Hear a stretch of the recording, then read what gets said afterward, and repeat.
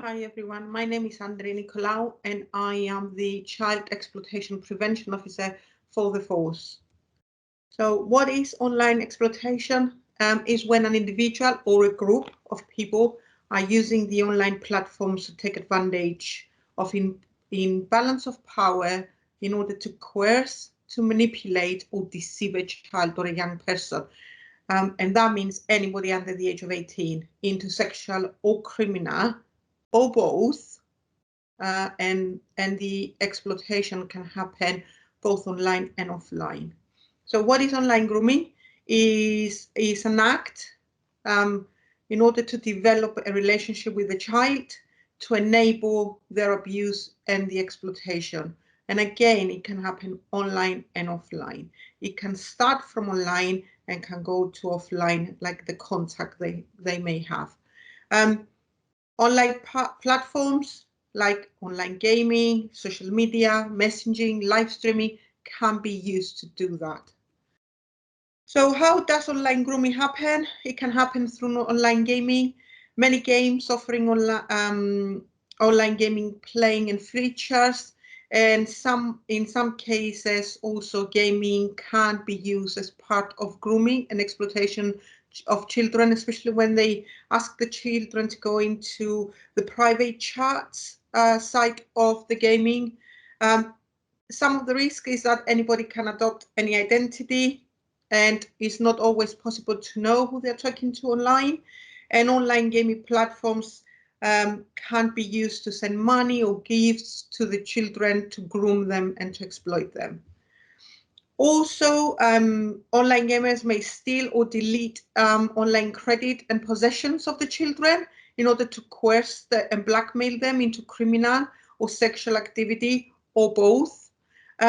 Children, they find losing their online possessions and credits as upsetting as they are finding losing their possessions in the real world.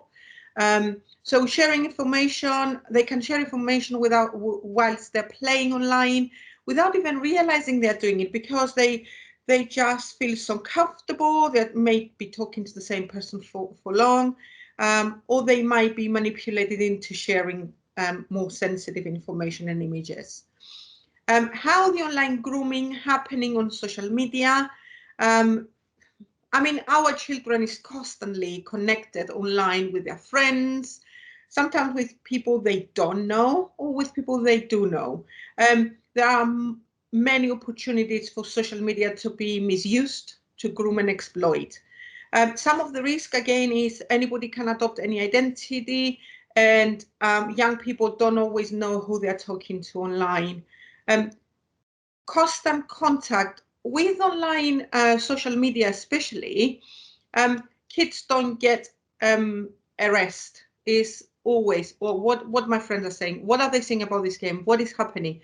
So again, this is another way for coercion and control, and also the sharing in images online. They can coerce young people to send in decent images or share sensitive information, which can be used to force them into sexual or criminal activity.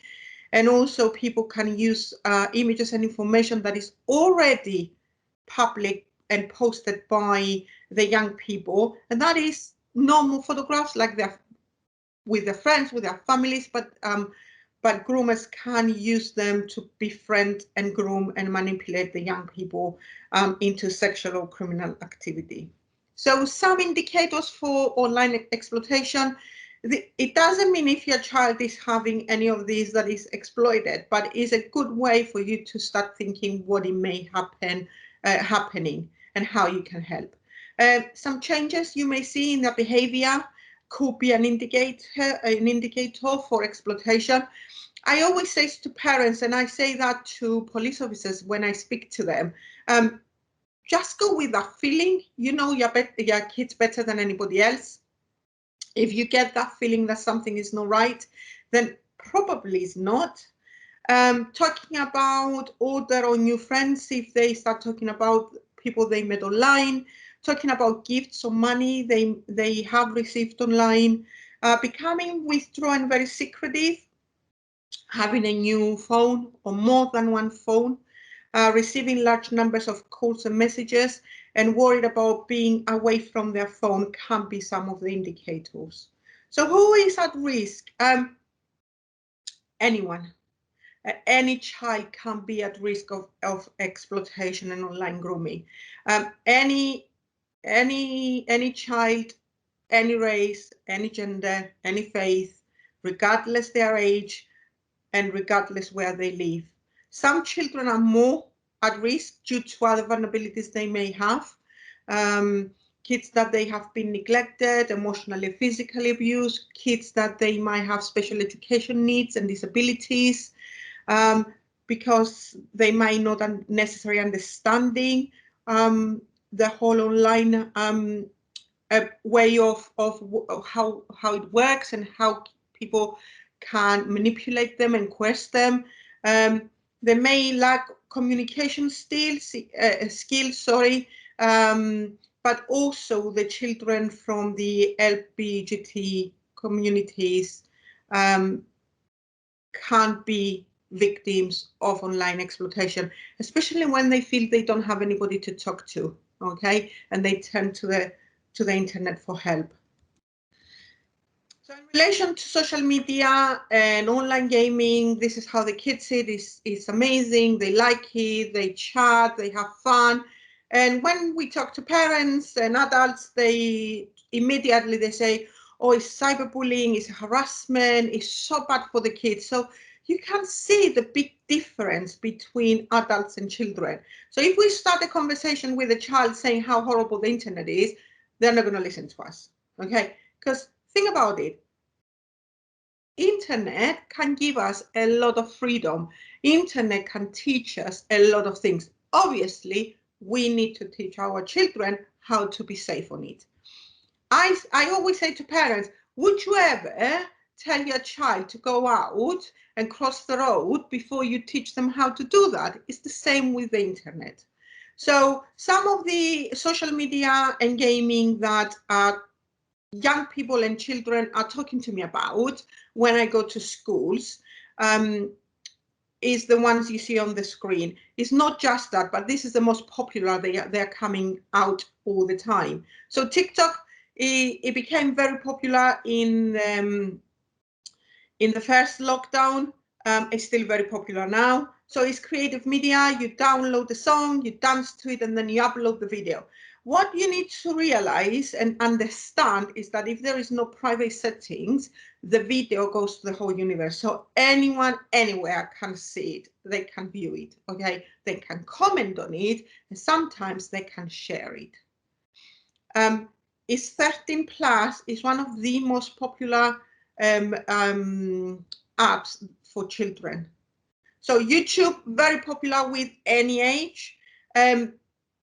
When I speak to kids in primary school from year 3, they say that the YouTube Kids is for little ones. So kids are on the proper YouTube. Digital Vaults, which is the calculator. If I say to my child, you're not allowed to have Instagram because you're not on the age we are allowed to have Instagram, they can say, okay, don't worry, I don't want it. What they can do, they can download the Digital Vault application and they can hide what I don't want them to have behind it. So they can hide apps, they can hide games, they can hide files, they can hide photos. Let's make something very clear. Every mobile has a calculator. This is something extra. Usually when you click on it, you need a password.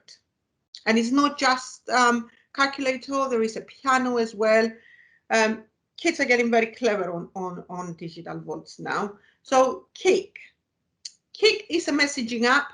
The only difference with other messaging apps is that you only need a nickname and you are on it.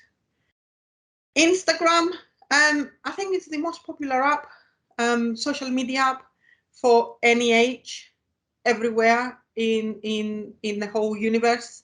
It's so popular. Instagram is 13 plus, and it has been voted previously the worst social media application for mental health and self-esteem for young people by young people. House Party is a group video chat. It was very popular during the lockdown.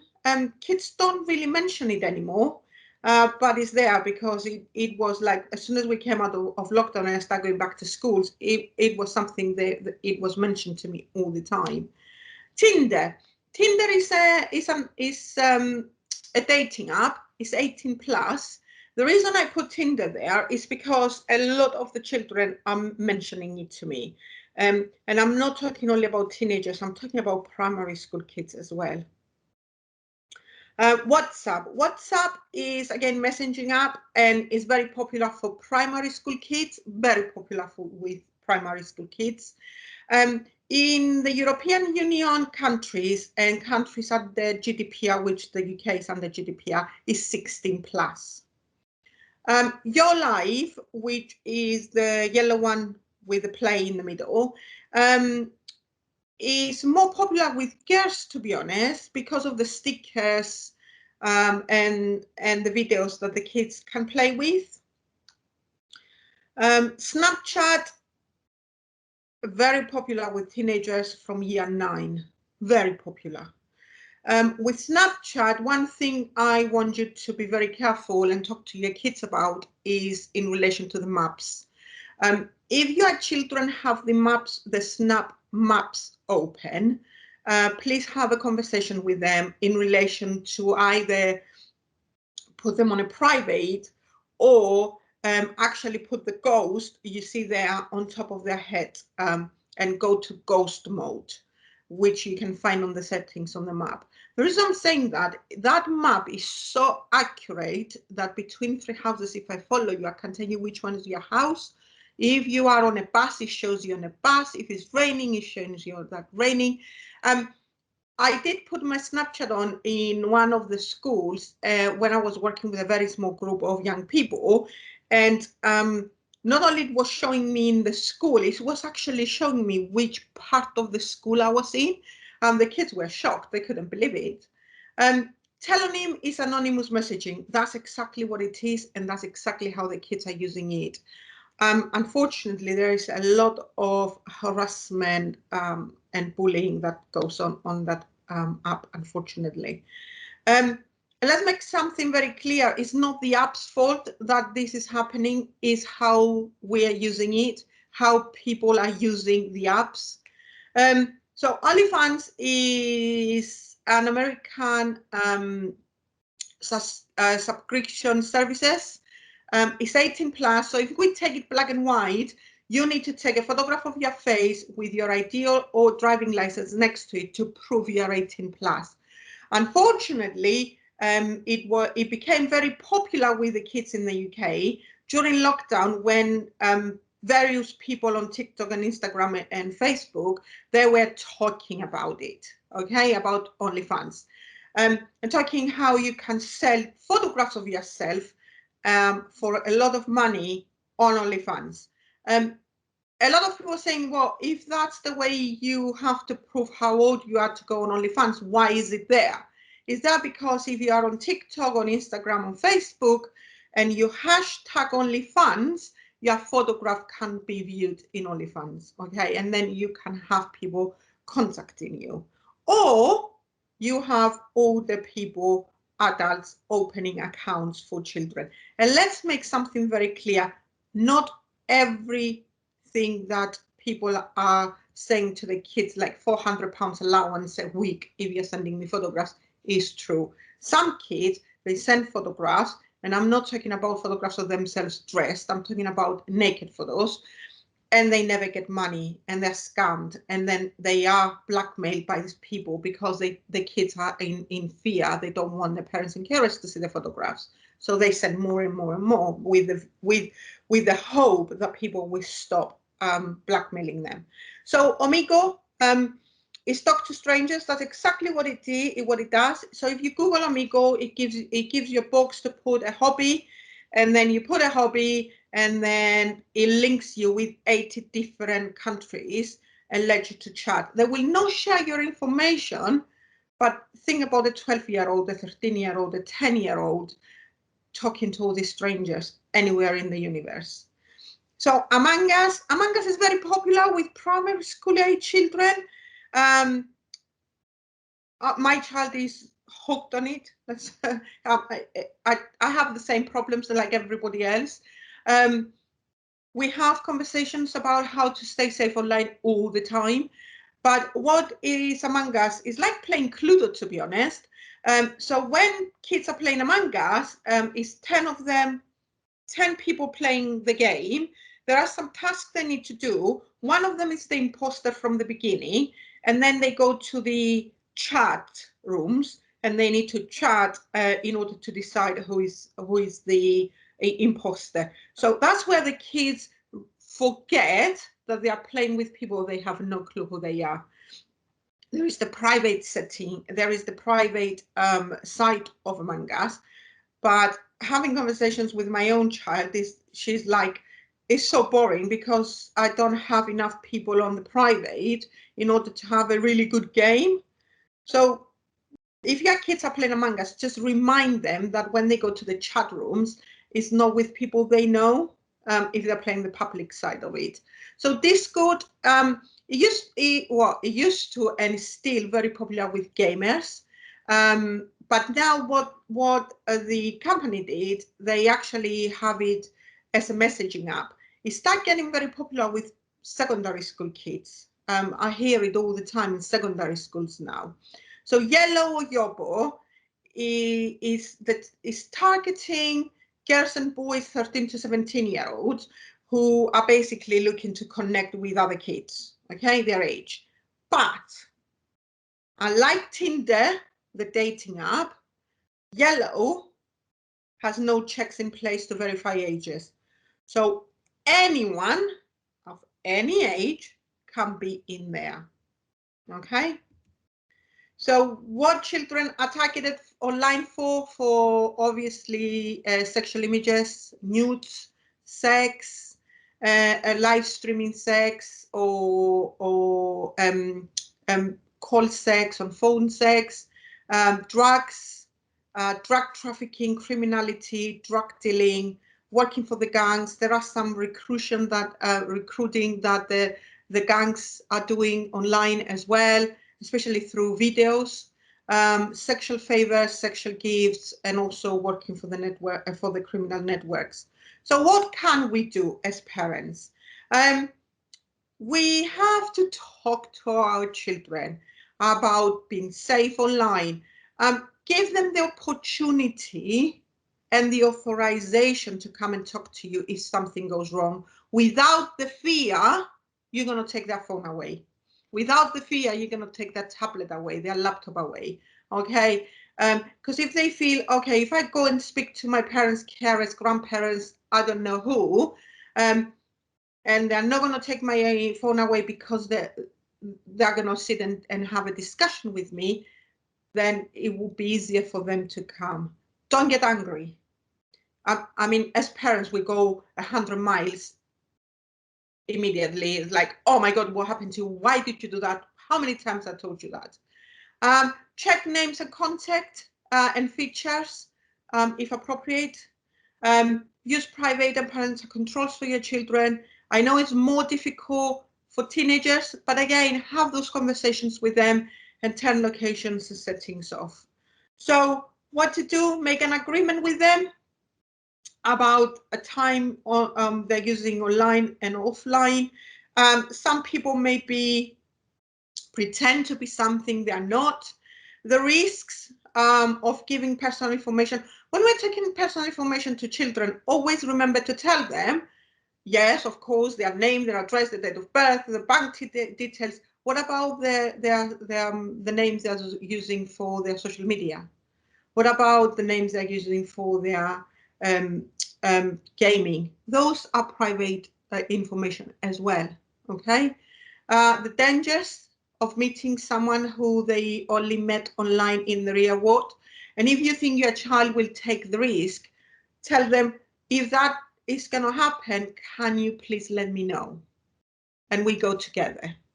Have that option open. Because some kids, are not going to think twice. Share the same curiosity for their online friends like you do with their offline friends. Reporting, you can report to CEOP, especially with, I put the icon there, and also please teach your children how to report on CEOP as well. They can report it as well. Support for parents with PACE, Parents Against Child Exploitation. They're amazing. They have so many resources on their website, and they have a telephone number.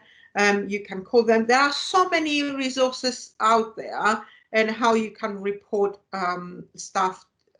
Obviously, it's the police, the 999, the 101. In Avon and Somerset, there is online reporting as well if you don't want to speak to anybody, and the Internet Watch Foundation.